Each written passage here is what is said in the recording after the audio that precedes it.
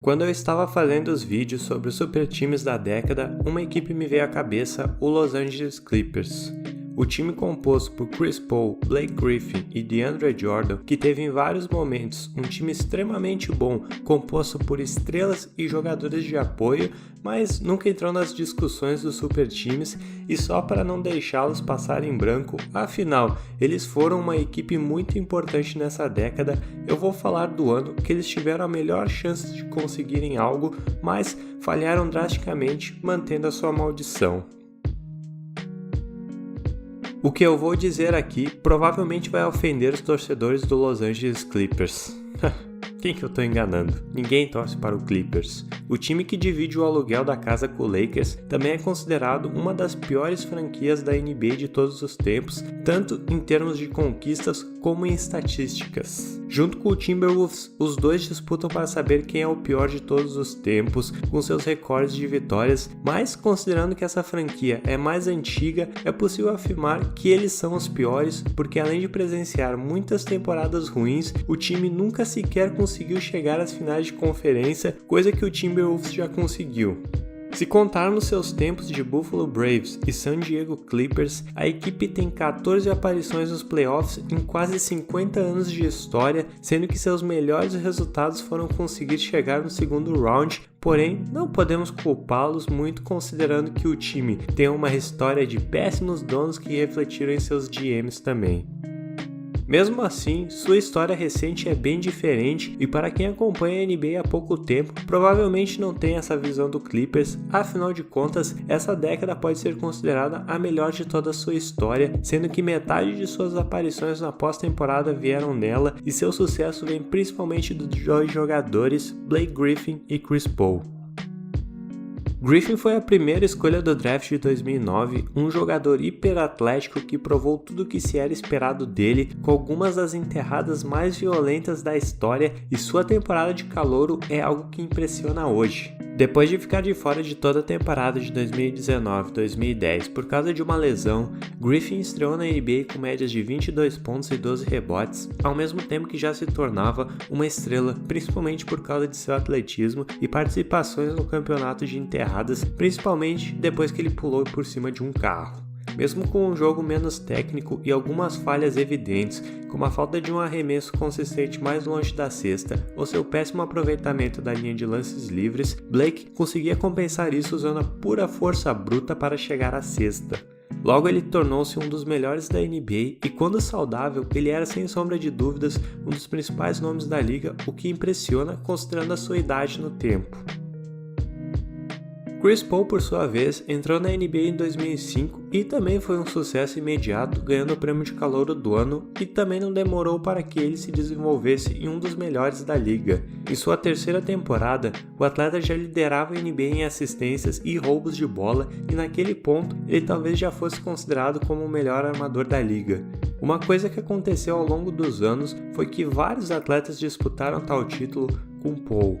Deron Williams, Rajon Rondo, entre outros, constantemente faziam parte das discussões sobre quem era o melhor armador da liga, porém apenas Chris Paul conseguia sempre se manter nessa lista, enquanto os outros nomes iam desaparecendo. Mesmo com seu tamanho, ele oferecia problemas com a sua defesa e por causa de sua visão de jogo e QI de basquete, ele sempre foi um jogador muito consistente e você sabia que toda noite Chris Paul iria vir e comandar o time, e foi assim por muitos anos. Eventualmente ele cansou de perder pelo então New Orleans Hornets e desperdiçar seu talento. Logo ele foi trocado inicialmente para o Los Angeles Lakers, até que essa transação foi vetada pela NBA, que na época era dona do Hornets e não viu vantagem na troca. Finalmente ele foi trocado dessa vez com o Los Angeles Clippers e toda a liga viu o surgimento de um grande time. O jovem e promissor Blake Griffin, o melhor armador da NBA Chris Paul, além de outros excelentes jogadores de apoio como DeAndre Jordan.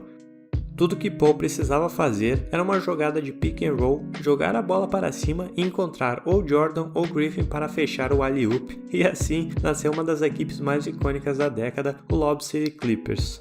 Todos queriam assistir a esse time só para ver essas jogadas e não vou mentir, era muito legal assistir eles, mas existia uma falha grave com essa equipe que sempre assombraria eles, as lesões. Uma das coisas mais difíceis para qualquer equipe que prospecta ser campeã, definitivamente, é chegar saudável nas finais e acredite, isso não é fácil.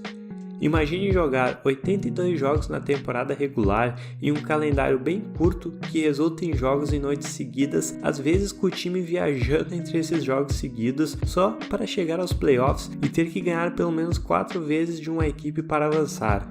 Mesmo que um time não perca nenhum jogo nos playoffs, essa equipe ainda tem que jogar 16 vezes enfrentando defesas cada vez mais físicas, adicionado ao cansaço da temporada regular.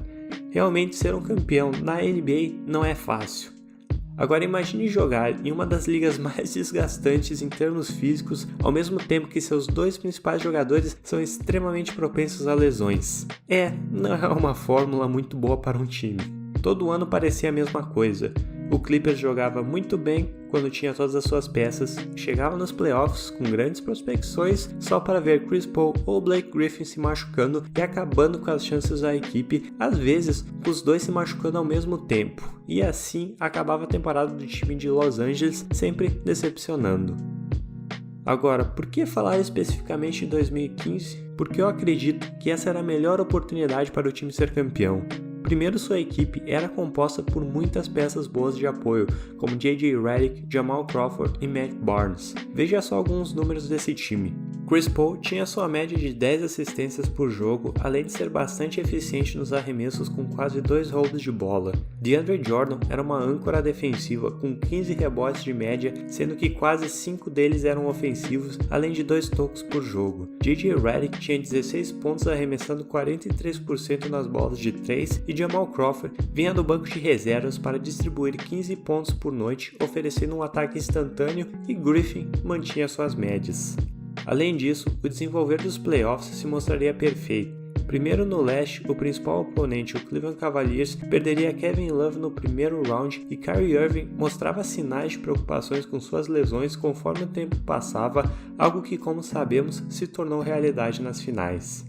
O Oeste não era fácil como nunca é. Você tinha vários potenciais campeões, como o Warriors, que surpreendia a liga, o Spurs, os atuais campeões, e Memphis Grizzlies, Houston Rockets e o Portland Trail Blazers. No primeiro round dos playoffs, eles encontraram ninguém menos que os atuais campeões da NBA, o San Antonio Spurs, que vinham de uma temporada com 55 vitórias e não seria fácil passar por eles como nunca é. Mas o time do Clippers disputou muito e mesmo com Chris Paul lesionado, eles levaram a série para 7 jogos, ganhando o último jogo em uma das bolas mais impressionantes dessa década. Portland acabou eliminado depois de problemas com lesões e o principal jogador do Grizzlies, Mike Conley, sofreu uma fratura no rosto que dificultaria muito o caminho deles e, por fim, a dupla do Rockets, James Harden e Dwight Howard, tinham sérios problemas de química. O único time que não tinha nenhum problema era o Warriors, porém, eles apresentavam muita dificuldade em passar por oponentes bem mais inferiores, o que também indicava uma chance para o caminho do Clippers. No segundo round, eles conseguiram ganhar um jogo em Houston, mesmo sem Chris Paul, e depois levaram as próximas 2 partidas com a volta do armador, garantindo assim uma vantagem de 3-1. No jogo 6 é onde a história fica interessante, porque a vantagem chegando no intervalo era de apenas 2 pontos do Clippers, porém depois que Chris Paul começou a pontuar sem nenhuma resposta do Rockets, a vantagem no final do terceiro quarto era de 13 pontos e parecia que ali, pela primeira vez na história, o Clippers finalmente chegaria às finais de conferência, com grandes chances de disputar com o Warriors que, volta a repetir, tinha dificuldades de passar pelo Grizzlies. O time de Houston, por mais que tentasse, não parecia conseguir em nenhum momento ter o controle do jogo, até que de repente, do nada, Corey Brewer e Josh Smith, isso mesmo, tomaram conta da partida e combinaram para 29 pontos, com os dois alternando no ataque. E assim, o último quarto terminou 40-15 para o Rockets, onde Dwight Howard não fez nenhuma cesta e James Harden ficou no banco por todo o último quarto. O fato que Brewer e Smith foram os responsáveis por tal corrida torna tudo isso mais incrível, e depois de forçar o jogo 7, o Rockets passaria dessa vez sem muitas dificuldades, controlando basicamente o jogo todo. Considerando que quase todos os outros times lidavam com lesões, onde os únicos saudáveis eram Warriors, que apresentavam muitas dificuldades para passar por times muito inferiores, e que o Clippers tinha uma vantagem de 3-1, o ano de 2015 era sem sombra de dúvidas a melhor oportunidade para que eles fossem campeões. Com certeza, se você olhar para trás e ver tudo o que aconteceu, você pensa, o Clippers realmente desperdiçou sua melhor chance, porque, cara, era Corey Brewer e Josh Smith, e assim a maldição do Clippers continuou viva. Vamos ver se agora eles conseguem quebrá-la, ou sei lá, se eles perdem para o 8º lugar, com 2 atletas do fundo do banco virando Kobe Bryant e Shaquille O'Neal. Pessoalmente, depois de 2015, eu não duvido de mais nada.